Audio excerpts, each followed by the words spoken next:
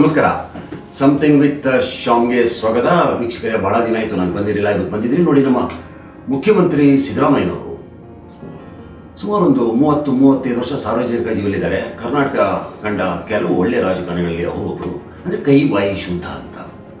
ಆದರೆ ಗ್ರಾಚಾರ ಬೆನ್ನತ್ತಿದರೆ ಯಾರನ್ನೂ ಬಿಡೋದಿಲ್ಲ.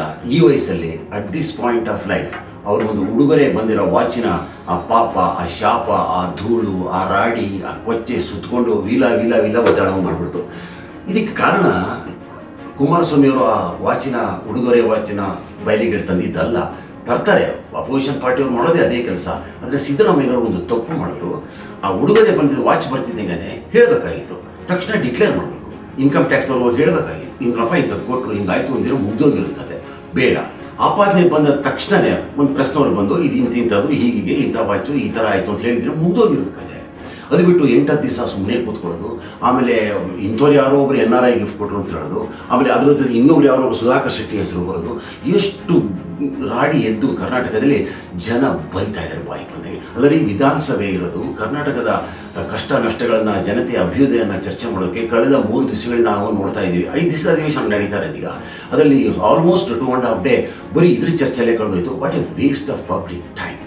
ನಮ್ಮ ರಾಜಕಾರಣಿಗಳಿಗೆ ಇದು ಯಾವತ್ತು ಅರ್ಥ ಆಗುತ್ತೆ ಗೊತ್ತಾಗಲ್ಲ. ಬಟ್ ಸಿದ್ದರಾಮಯ್ಯನವ್ರದ್ದು ನಿನ್ನೇನೋ ಅವರು ವಾಚನ ಸರ್ಕಾರಕ್ಕೆ ವಾಪಸ್ ಕೊಟ್ಟರು, ಸರ್ಕಾರದ ಆಸ್ತಿ ಅಂತ ಘೋಷಿಸಿದ್ರು. ಆದರೆ ಅಲ್ಲಿಗೆ ಇದು ಮುಗಿಯೋ ಲಕ್ಷಣವು ನನಗಂತೂ ಕಾಣಿಸ್ತಲ್ಲ. ಯಾಕೆಂದರೆ ಸಾರ್ವಜನಿಕರಲ್ಲಿ ಒಂದು ಈ ಥರದ್ದು ಏನಾದ್ರು ಒಂದು ಹಗರಣಗಳು ಬಂದಾಗ ಮನಸ್ಸಲ್ಲಿ ಉಳ್ಕೊಂಡ್ಬಿಡುತ್ತೆ.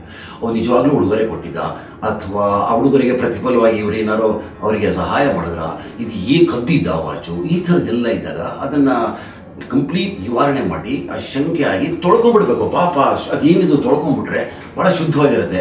ಅದು ಬಿಟ್ಟು ಬರೀ ದಿನಾ ವಿಧಾನಸಭೆಯಲ್ಲಿ, ರಸ್ತೆಯಲ್ಲಿ, TV-ನಲ್ಲಿ, ಇಂಟರ್ನೆಟ್ಟಲ್ಲಿ ಬರೀ ವಾಚ್ ಹಗರಣ ಇಟ್ಕೊಂಡು ನೋಡಿ ನನಗೆ ಅನ್ಸುತ್ತೆ, ನಮ್ಮ ಕರ್ನಾಟಕ ಒಂದು ಟ್ಯಾಗ್ಲೈನ್ ಇದೆ, ಅದಕ್ಕೆ it's a many splendoured state ಅಂತಾರೆ. ಬಟ್ ಇದೆಲ್ಲ ನೋಡ್ತಾ ಇದ್ದರೆ ನನಗೆ Karnataka is a many blundered state ಅಂತ ಅನಿಸ್ತಾ ಇದೆ.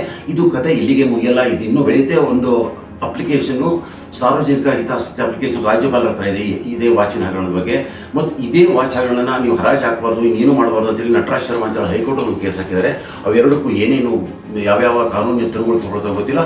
ಈ ಮಧ್ಯೆ ಇನ್ನೂ 2 ಮಾಜಿ ಮುಖ್ಯಮಂತ್ರಿಗಳಿಗೂ ಕೂಡ ಇಷ್ಟೇ ಬೆಲೆ ಬಾಳುವ, ಅಂದರೆ ಕೋಟಿಗಟ್ಟಲೆ ಬೆಲೆ ಬಾಳುವ ವಾಚ್ಗಳು ಉಡುಗೊರೆಯಾಗಿ ದುಬೈಯಿಂದ ಬಂದಿತ್ತು ಅಂತೇಳಿ ಒಂದು section of the press report ಮಾಡಿದೆ. ಅದರ ಸತ್ಯಾಸತ್ಯತೆಗಳು ಏನು ಅಂತ ನಾವು ಪರಿಶೀಲಿಸಿ ನೋಡಬೇಕು.